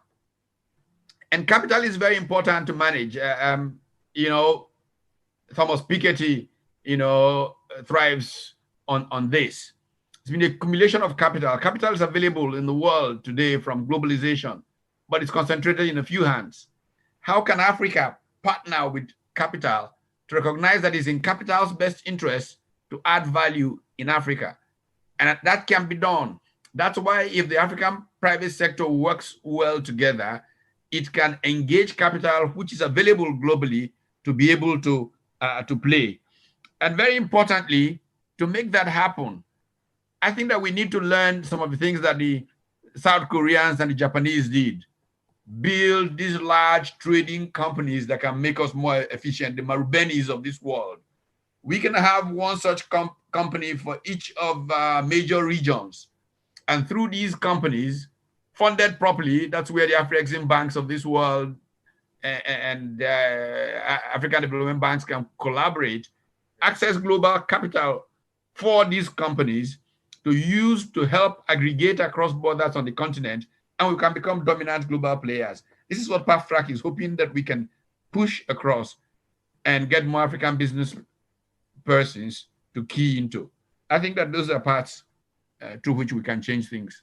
Absolutely. Thank you very much for those thoughts. As we are rounding up now, I want you to think about the final messages that you want to be concretized and enable the movement of African business into the future. So I'm going back to the AFCFTA, and we kept talking here about the need to build value chains that are regional in nature, so we move beyond the colonial boundaries that we have been boxed into. To what extent is FCTA an enabler of of the construction of those kind of building blocks? I'm really throwing this question as an open question to all of you. And I'd be glad if anyone can pick it up and help me understand if the AfCFTA, in the name of business, we can say this truly is our document, our platform that we build. It answers to the needs that we are talking about here.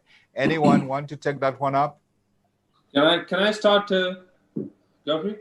Yes, please. Yeah, I think in Africa, what we need to do is first, especially now with the Continental Free Trade Agreement, we need to start thinking at each other and looking at each other as complementers, that we complement each other's business. And when we have a regional strategy, we should have regional supply chains and we should have regional production facilities. Unfortunately, in Africa, we look at each other as competitors, which is wrong. Our only competitor is Asia and countries out of that part of the world who are very competitive and they're very aggressive in their pricing strategy and in their marketing and what have you. And if we look at ourselves as complementers of trade, we will actually win. But if we look at each other as competitors in trade, we're going to lose. And that's a fundamental issue. It's a mindset issue. I've seen it across the continent. I do business in more than 16 African countries. But all of us, and I like the famous saying that President Museveni said, that we are all pygmies trying to compete who is a taller pygmy. We should forget that and we should play the big game. And the big game, the globe is, and the world is our oyster. And like we said earlier on, that we're only trading 15% intra-Africa trade is so little, is because we'd rather work extra outside Africa than work within the continent of Africa. So it's a mindset shift that needs to happen. We all need to start looking that we are complementing each other's business, and regionalization and business across the continent needs to complement each other. Otherwise, I think we are not going to go too far.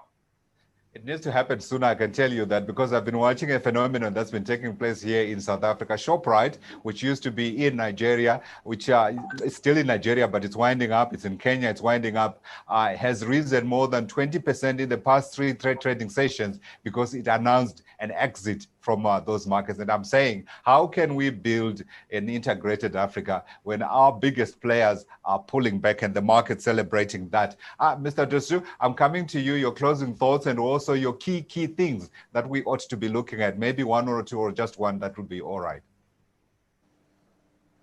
I think that je pense que nous devons d'abord situer les vrais partenaires.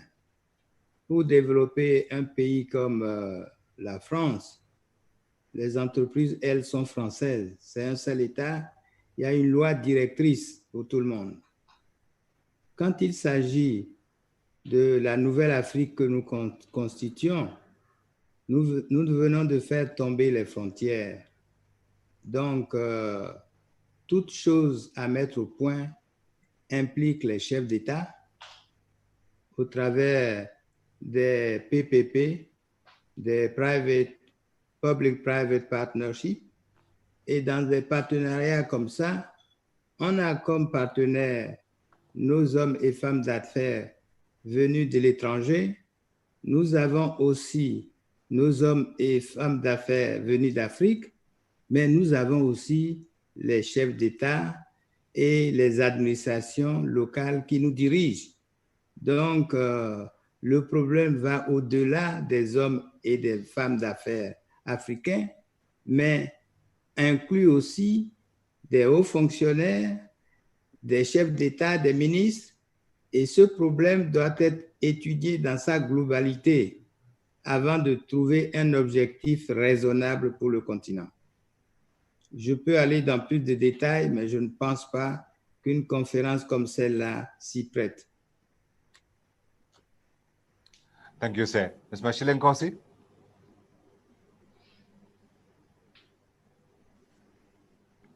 Thank you, Godfrey. I think my concluding remarks are that for the new Director General, addressing the needs of development country, in my view, is a no. It's a non-negotiable. Looking at the subsidies as it has been put in this webinar.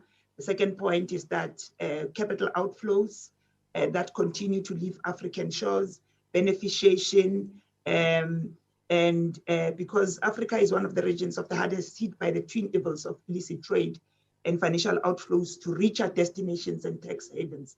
I would like to submit that this should also become one of the priority areas of the new Director General, working together with government and multilateral institutions. If these issues were addressed effectively and sustainably, it is possible that millions of poor people across the world, particularly in Africa, would be lifted out of poverty. WTO and other institutions of global governance would gain much in terms of global legitimacy, while at the same time improving the happiness indices of many countries in the world.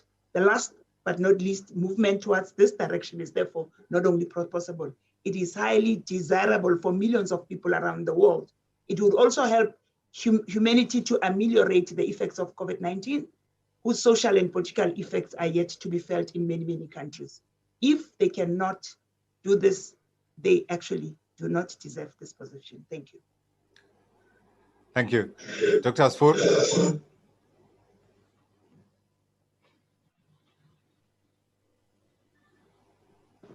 Dr. Asfour, can you hear me? It looks like we may not be able to connect. Yes, hello, yes, okay, hello, can you hear me? Yes, yes. Yeah, so my issue is that about African private sector, what we need really is I call them the 4 C's, the collaboration, the commitment, the coordination, and our common interest for all of us in the continent to have a WTO that is very relevant to us based on the tripartite of empowerment. I call it the people, private sector, the policy advocacy, and the product development. We need to have an organized private sector that have value addition, a competitive African product, a value-added product, and we need a WTO that will cater for our needs and make negotiation based on an equal basis, equal footing with all the countries, and allow and make, not only allow, but it is a justice, it's our right in the African private sector to have a space in the international market based on a value-added product and the value chain for African private sector. Thank you very much indeed. Professor Otomi, it falls on you to give the closing remarks. Well, thank you so very much. This really is a very, very important webinar. It is one, I think, that has showcased the fact that African private sector leaders are not only ready to work very closely with African governments, but with each other to get a demographic dividend out of Africa's youth bulge and convert that into competitiveness based on Africa's factor endowments in global trade. And that if the international community respects that, it will be mutually beneficial to all who participate. And we're looking forward to a new era with a Director General of the World Trade Organization who sees clearly through the tendencies of return to the lager of protectionism to one that sees a developmental global trading system that makes the world a place that is better for trade through people's latent comparative advantages being brought to play. We really truly look forward to this new order and are very thankful to all of those who have contributed so meaningfully to this webinar to help crystallize how we think of the WTO and to give the new leader, whoever that person may be, a sense for what their focus must be if the world is to be a better place. Thank you. We certainly hope that that person sees the world through African eyes and is indeed an African. Professor Otomi, thank you very much. I wanted to go back to the thoughts that we were given by Dr. Fofak. He asked the question, are we very, very rich or are we very poor in terms of our attitude to trade? And I was going to say that we're neither very, very rich, neither are we very poor, because as Afreximbanks and other development finance institutions in Africa say, money is here, we know it, we make it sit in Europe where it earns very low returns. It's sitting in our central banks. we need to use it appropriately and build the Africa we want. I want to thank you, all of you, for listening in and for participating in our webinar on the kind of leadership that we expect out of the World Trade Organization. Thank you very much for joining this discussion. Now, shortly following this, my colleague Omar Banyeda is going to read a communique that captures some of the issues that have been discussed here, and then there will be a press conference after that with questions for the press. I'd like to encourage the press to please stay on and participate in that press conference. May I also ask Dr. Fofak, as well as Professor Utomi and Daphne Mashile-Nkosi, to stay on to participate in that press conference. From all of us, and I mean all the people behind the scenes, the machines, as well as the important connections we need to cross Africa, thank you for watching this webinar, and goodbye. Thank you, Godfrey. Thank you very much for that introduction and for hosting a great webinar, very insightful. So we've produced a draft communique. When I say we, this is the PAFTRAC Secretariat, and I'm reading it on behalf of the PAFTRAC Secretariat. And I'd like to say that this is a draft, and we will add some of the comments that have been mentioned here, such as Dr. Daphne Nkosi's comment on capital flight, for example, which is extremely important and relevant. So this will be added.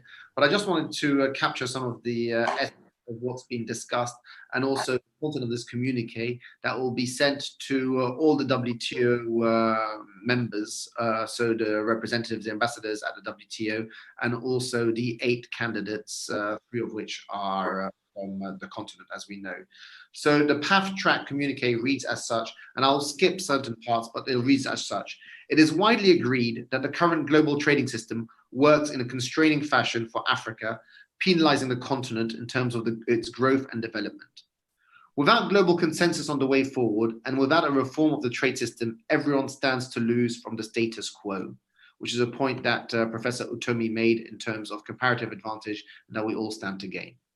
So the communique then goes on to highlight the key findings from the survey, but Dr. Hippolyte Fofak has actually read the survey, so we'll skip that.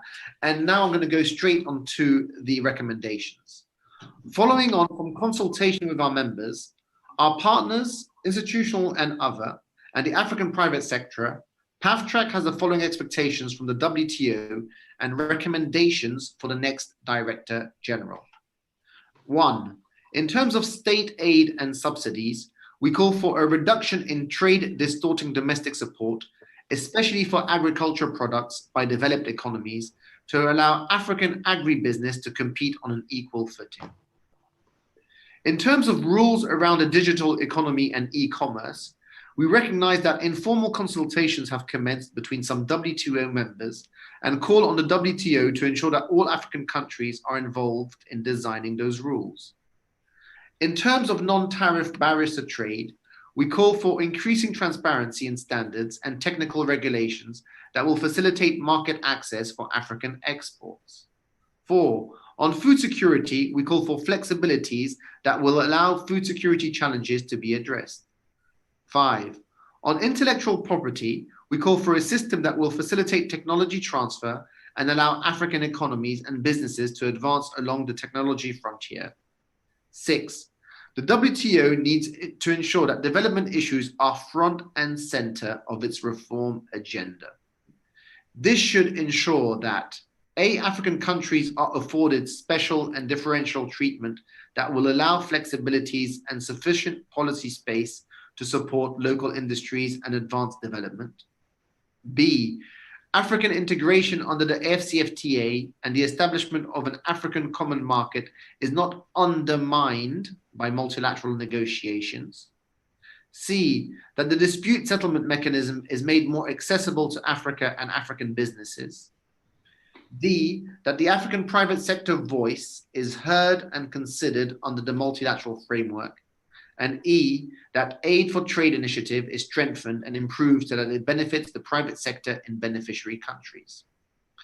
And the communique ends with point number 8, which is ignoring the voice of Africa and other emerging economies will have dramatic consequences for the WTO and the rules-based system at a time when multilateralism is fading.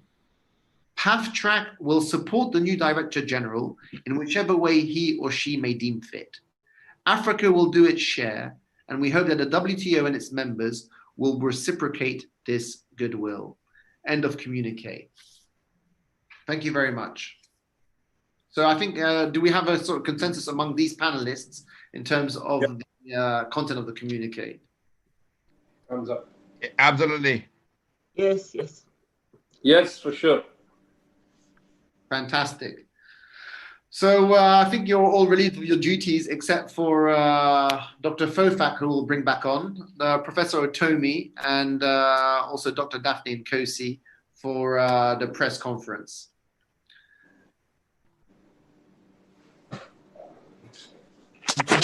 We've actually already been sent some questions from the chat room, so I think we'll start it straight away. But we just need to get Dr. Fofak. If the technical team can get Dr. Fofak there.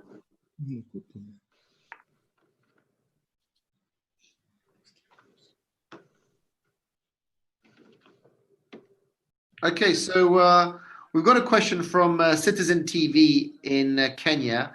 I don't know who wants to take this, maybe Dr. Fofak or Mr. Otomi. Is there a push for a single candidate for position of DG of the WTO from the region? Are we lobbying for one African candidate or not? Well, if I may come in, to the best of my knowledge, this is Pat who told me, we are not lobbying for any particular person. We just want the very best person who can focus on Africa's trade needs to emerge. Fantastic. We've got a question from... I would like to add, if I may. Yeah. Thank you. I would like to add that whoever emerges, we will make sure to hold their feet to the fire. Yeah. To make sure that the African agenda is on their table day in and day out, that it is their priority. The laissez-faire that the WTO enjoyed over the last few decades will make sure on the path tracks and the leadership of this continent that the world move toward different directions where African voices can no longer be ignored. And the communique you read, it's a major step in that direction in terms of accountability and monitoring. We've got a question here from African Business. It says, China at the WTO is still considered a developing country and as such benefits from this categorization. Will Africa lobby for this to be removed, and can it afford to do this?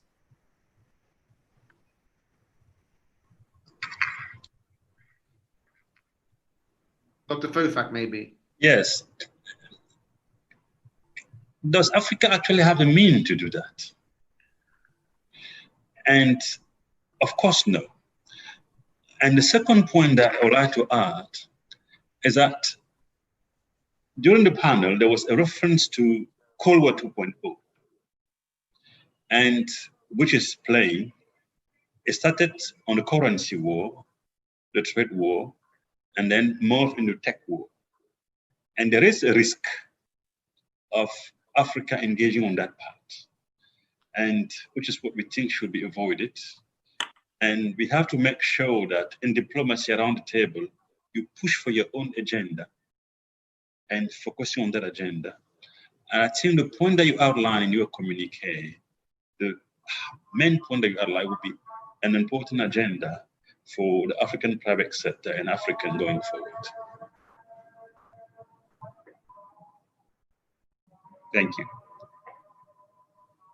If I might just add one line there, I think what is more important is that Africa truly engages China in a dialogue, and that Africa supports, and that China supports what's in Africa's best trade interests, seeing that we would like to see a mutually beneficial order.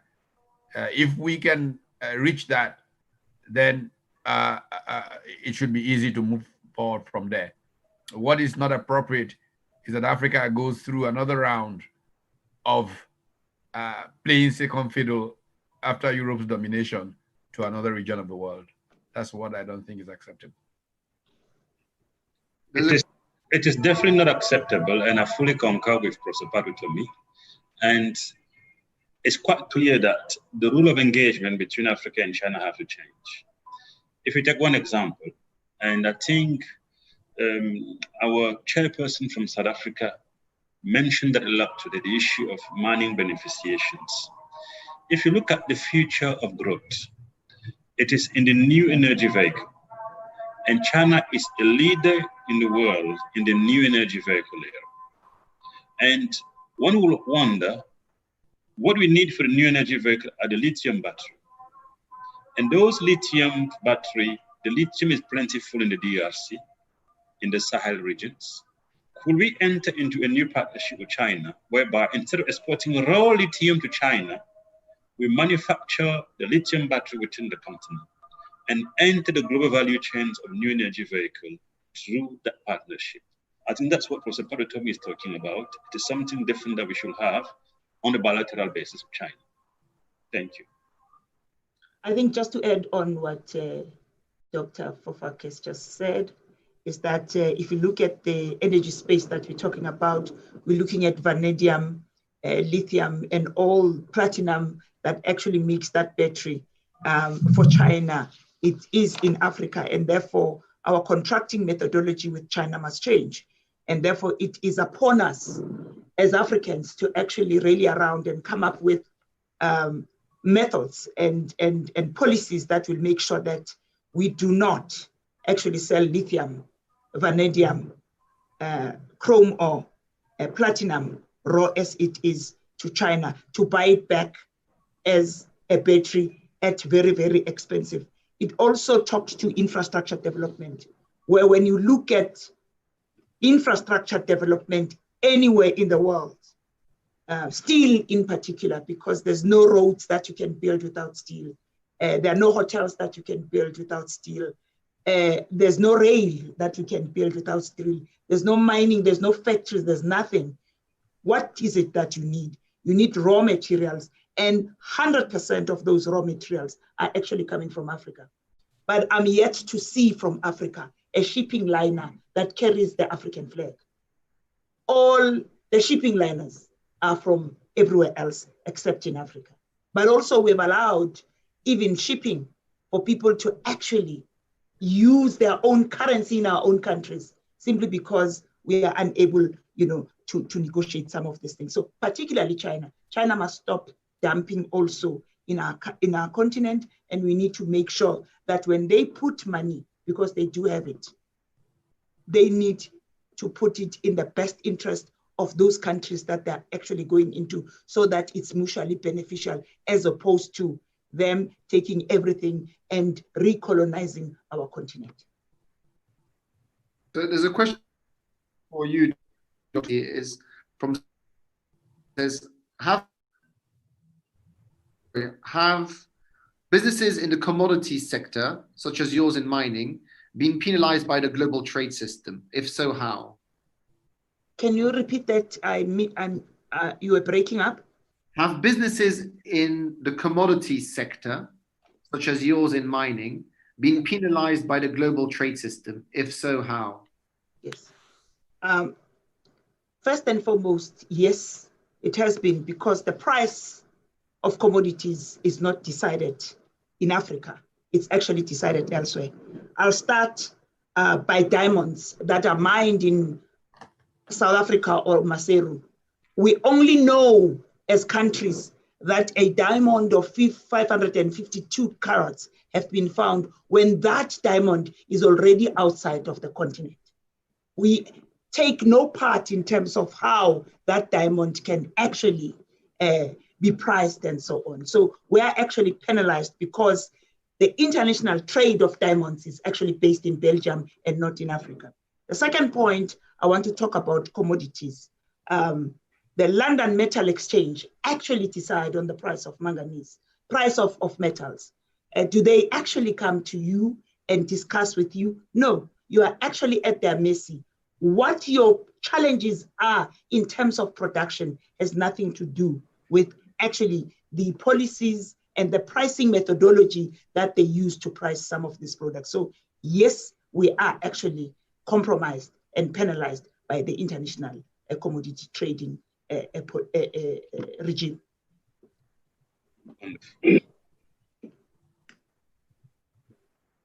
Dr. Fofa, I've got a question for you. It says, 65% of the CEOs confirm that the global trade system is not fair to Africa. Don't you think that the situation has its main roots in colonialism through treaties and agreements signed during or after the colonialism era? How can this be solved when Africa is still divided in regards to what should be done and how it should be done? And fair questions. And colonialism perhaps ended on a piece of paper, but the legacy of it has continued. And there is a reason why there's been a stickiness in the commodity space, the difficulty of moving away from exporting raw materials, as mentioned by our chairperson, Lady Daphne. It's the fact that that was the model that was a colonial features, that Africa be connected to the global economy essentially by providing the raw materials. And the challenge we have to face now is to move away from that colonial structure. But it's more than the production structure and the financing that she also talked about, which has implication for how you deploy the resources toward investment and value additions, also a constraint. And the fact that we have the CFA, for instance, linked to the euro, which create an uncompetitive advantage, is a major constraint to actually industrialization and diversification of sources of growth. So the colonial legacy is still there. And what has started within the African unions with the African Continental Free Trade Area Agreement, it's a first step in moving away from those sticky colonial legacy. And we've started by breaking the non-visible barrier to trade across country, but real. And the next step will be moving deeper into the union and hopefully from trade to economic to monetary and then full economic unity. I think those are the paths that we have to follow. But between now and then, we should actually explore short-term mitigating measure to overcome some of the constraints. And that is where the African Export-Import Bank creativity and originality comes to play. And as you know, the Pan-African payment settlement systems will be a way for us to reduce the dependency on foreign currency for trading between African countries, the point that was raised earlier by our chair, Mrs. Daphne. And that will help a lot in the financing space and the liquidity constraint space and so forth. But there are other issues that we can do within the continent. For instance, the bank is also pushing the certification center to make sure that we build international standard for African good within the continent. And once we have that, it will become difficult for European, for instance, or American for that matter, to draw on non-tariff barrier, phytosanitary, to actually impede African trade to the global world. So I think that fundamental questions, we have to find a way to reduce the shackle of colonialism, which has been very strong and are acting as major constraint to transforming African economies to move into the manufacturing space, which is still accounting for more than 75% of global trade and growing as technology becomes even more important in the production space. Thank you. Okay, and there's a final question here on agriculture from Ghana. It says, you mentioned agriculture in the communique. What's wrong with the current agriculture rules? Tommy? Prophet Tommy, maybe you want to take that? Okay. Well, many things are wrong with the current agriculture rules. First of all, we raised the point during the webinar of subsidies in many of those powerful countries. In Europe, we all see the demonstrations on television in France by the farmers who are heavily subsidized Now, this then makes it unattractive for those that have competitive advantage or comparative advantage, which is the whole business of international trade, to be able to sell into France because their local markets are protected by these subsidies that are going to them.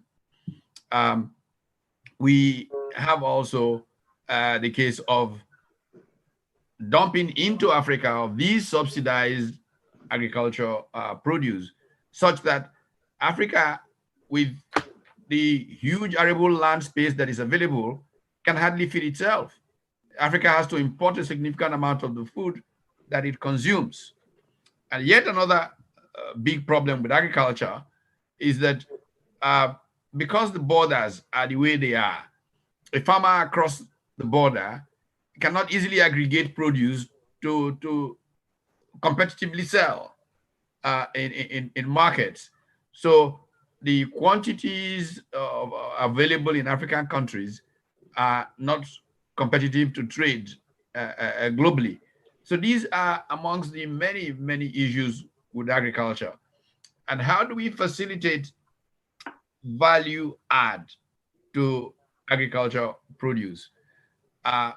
We've got to be able to have, wholesale produce markets that give opportunities to aggregate, and then industrial parks that process these, and the added value go into export. When I talked about the major trading companies that helped, South Korea and Japan access international markets, I think we need to be able to have those kinds of huge concerns that can look at global markets, take agri-produce value added, and place them in markets across the planet in a way that will bring more to the pocket of the African farmer as compared to what its current realities are. So these are just a couple of the many disadvantages that we face in the agriculture space. In fact, I just want to add one point, particularly using chickens as an example for South Africans, where the chickens from the US are dumped in South Africa, where the biggest and the oldest chicken farmers have shut down. And the end result of that, a lot of South Africans lose their jobs. So we're sitting with unemployment rate of, from a woman's perspective, of 42%, which is unacceptable for any country, simply because it's where most of them are actually working in the farms to actually produce poultry. And therefore, for us, it is a concern. It's actually worrying. But in fact, if I may just add a few words on that, and you heard the consequence in terms of employment, and another major consequence of that model, it's in the area of balance of payments and external debt. Just think about that.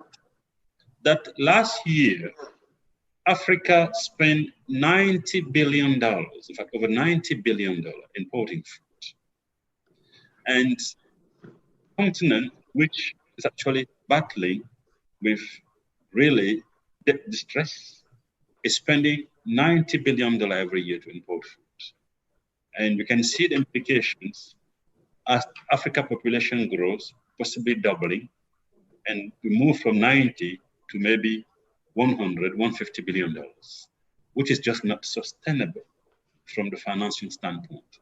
So it is imperative for employment reason, but also for long-term consequences that we have to go and draw and get debt external liability to actually feed our populations, while we should be capitalizing on the 60% excess arable land that are still available in the world. So it has consequences in the short term, but also in the long term, understand that it undermines the capacity of government to engage in public investment as a result of that. Thank you. Thank you. That was it in terms of the questions that have been sent to me. So thank you all for your time, and we will amend the communiqué as to include Dr. Nkosi's point on capital flight, and we'll get it signed off by your members, and we can send it out to the media. And before you close though, we have to thank IC Publication formally on the wave for the excellent job they've done in a very short time, in less than 2 weeks, conducting a comprehensive questionnaire, analyzing the result, engaging the panelists and the speaker in real time. I think it's been a very rich exercise. And for the first time in history, African views are going to be on the table when the next WTO Director General decision is made. It is wonderful. We are grateful. And I'd like to thank all of you on behalf of President Orama for that wonderful and timely contribution to an event which will make history, definitely. Thank you very much. Thank you, Dr. Fothak. Thank you, everyone, for being a great panel. Thank you.